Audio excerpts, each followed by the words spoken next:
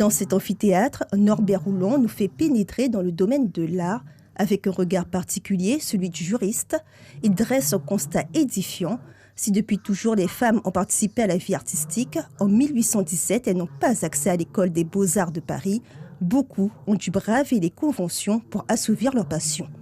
Dans l'histoire de la peinture, mais là il s'agit de l'Italie, une artiste peintre qui a d'ailleurs été prise comme porte-drapeau des mouvements féministes nord-américains, c'est Artemisia Gentileschi, qui vivait au début du XVIIe siècle et qui effectivement a fait des œuvres qui sortaient complètement du cadre commun qu'on attribuait aux femmes.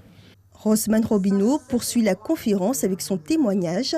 Cet artiste, devenu peintre après un choc émotionnel devant une œuvre de Picasso à New York, revient sur ce qu'est une femme dans l'univers de l'art, dans toute sa beauté et complexité.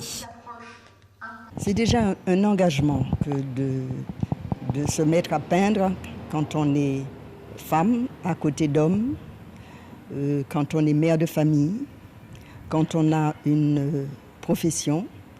Il faut se battre, il faut y croire, il faut donner un sens à sa vie. Et mon propos était de parler de mon rapport au monde. Vulgariser les recherches universitaires pour les étudiants et le grand public, c'est le but de ces conférences. D'autres sont d'ores et déjà prévues.